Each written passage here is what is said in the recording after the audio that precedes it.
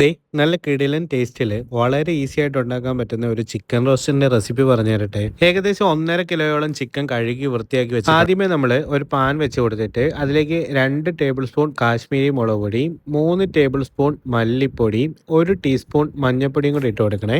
ഇനി നമുക്ക് ഏറ്റവും ചെറിയ തീയിലിട്ടിട്ട് നന്നായി ഇളക്കി കൊടുത്ത് ഇതൊട്ടും കരിക്കാതെ തന്നെ ഈ ഒരു മസാല ഒന്ന് മൂപ്പിച്ചെടുക്കണേ. അതിനുശേഷം തീ അങ്ങ് ഓഫ് ചെയ്തിട്ട് നമ്മൾ കഴുകി വൃത്തിയാക്കി വെച്ചേക്കുന്ന ചിക്കൻ പീസസ് ഈ ഒരു മസാലക്കകത്തോട്ട് ഇട്ട് കൊടുത്തിട്ട് കൈകൊണ്ട് നന്നായിട്ട് തിരുമി മസാല എല്ലായിടത്തേക്കും തേച്ച് പിടിപ്പിക്കണേ. 1 ടേബിൾ സ്പൂണോളം വിനാഗിരിയും കുറച്ച് കറിവേപ്പിലയും കൂടെ ഇട്ട് കൊടുത്തിട്ട് ഒന്നുകൂടെ ഒന്ന് മിക്സ് ചെയ്തെടുക്കുന്നുണ്ട്. മസാല എല്ലാം ചിക്കനിൽ പിടിക്കാൻ വേണ്ടിയിട്ട് ഏകദേശം 1 മണിക്കൂർ നേരം നമ്മൾ വെച്ചിട്ടുണ്ടായിരുന്നു. ഇനി ഒരു പാൻ വെച്ച് കൊടുത്തിട്ട് അതിലേക്ക് ഏകദേശം 3 ടേബിൾ സ്പൂണോളം വെളിച്ചെണ്ണ ഒഴിച്ചു കൊടുക്കുന്നുണ്ട്. അതിലേക്ക് നമ്മൾ നീളത്തിലരിഞ്ഞ ഇഞ്ചിയും വെളുത്തുള്ളിയും പച്ചമുളകും തേങ്ങാക്കൊത്തും ചെറിയുള്ളിയും എല്ലാം കൂടെ ഇട്ട് കൊടുക്കുന്നുണ്ട്. ഇനി നമുക്കൊരു മീഡിയം ഫ്ലെയിമിൽ വെച്ചിട്ട് ഇതെല്ലാം കൂടെ നന്നായിട്ടൊന്ന് വാട്ടിയെടുക്കണേ.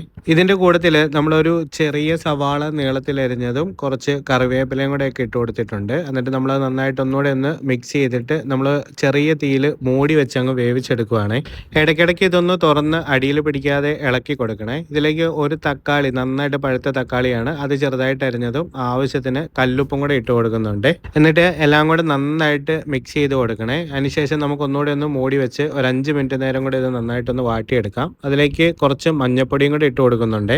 സവാളയും തക്കാളിയും ചെറിയുള്ളി എല്ലാം കൂടെ നന്നായിട്ട് അങ്ങ് വെന്ത് വരുമ്പോഴത്തേക്കും നമ്മളിനി മാരിനേറ്റ് ചെയ്ത് വെച്ചിട്ടുള്ള ചിക്കൻ പീസസ് എല്ലാം കൂടെ അതിലേക്ക് ഇട്ട് കൊടുക്കാവേ. ഏകദേശം 1 മണിക്കൂർ നേരം മാരിനേറ്റ് ചെയ്ത് വെക്കുമ്പോൾ തന്നെ അത്യാവശ്യം നല്ല രീതിക്ക് മസാലകളൊക്കെ പിടിച്ചിട്ടുണ്ടാവേ. എന്നിട്ട് നമുക്കിത് ചിക്കൻ പീസസ് ഇട്ട് കൊടുത്തിട്ട് നന്നായിട്ട് ഇതുപോലെ ഇളക്കി കൊടുക്കണേ.